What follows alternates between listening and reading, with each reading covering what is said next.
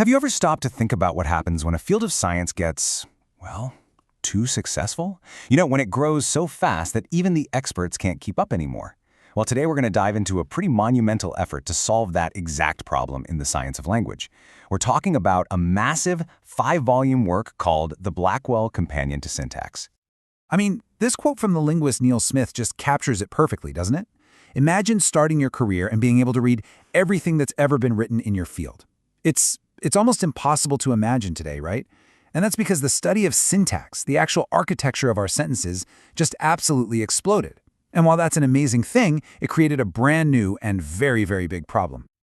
So let's talk about what that explosion really looks like. What actually happens when a whole scientific community is suddenly dealing with this kind of information overload?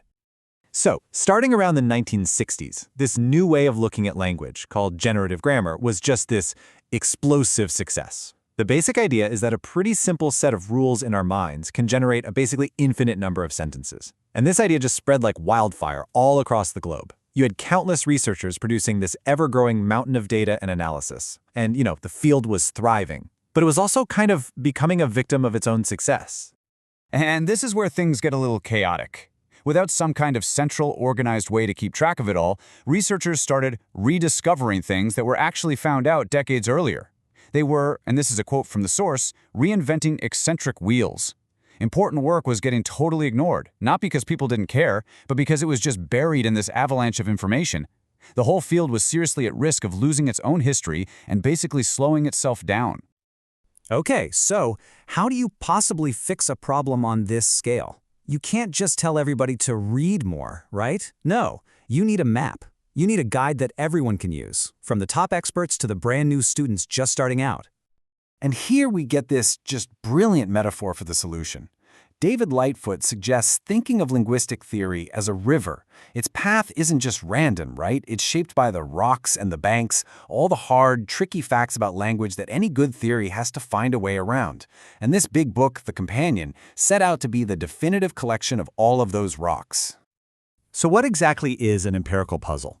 Well, it's not just some random curiosity. It's a core piece of data, a specific thing that happens in language that acts like a stress test for any scientific theory. If your shiny new theory can't explain these puzzles, these rocks, then, well, it's not a very good theory. They are, quite literally, the bedrock of the entire field.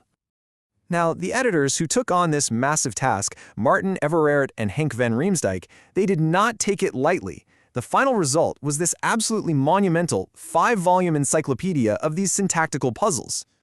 And packed inside those 5 volumes are 77, count them, 77 separate case studies. Each one is a super deep dive into one of those specific rocks that has shaped how we think about language for the past 40 years. It's really an incredible survey of the field's most important discoveries. Okay, so let's make this a little more concrete. Let's take a look at just one of these 77 puzzles. And don't worry, we're not going to get bogged down in all the technical weeds, but this will give you a real taste of what one of these linguistic rocks actually looks like.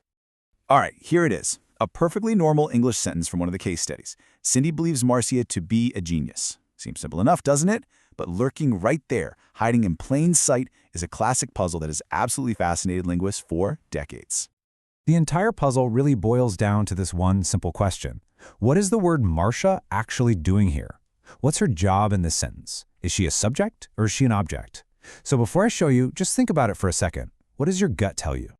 And this, right here, is why it's a puzzle. Marcia is somehow acting like both at the exact same time. So on the one hand, she's clearly the one who is being a genius, right? So she's acting like a subject. But then, on the other hand, if you swap her name out for a pronoun, you say Cindy believes her, not Cindy believes she. Her is the object form.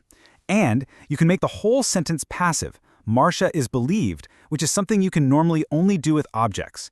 So you've got one little word doing 2 totally different grammatical jobs at once.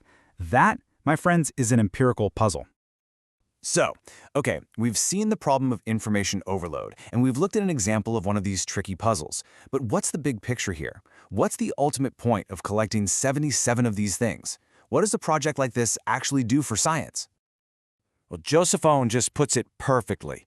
This massive collection, it's not just another textbook. It is the empirical memory of the field. It's a way to make sure that these foundational discoveries, these crucial puzzles that shaped decades of scientific thought are never, ever forgotten. And what that really means is that future researchers don't have to waste their time reinventing the wheel.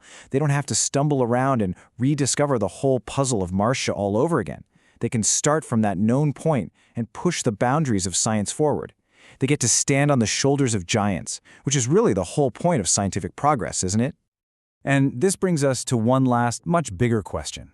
The story of this one book in the field of linguistics is really a story about a challenge that all of us are facing.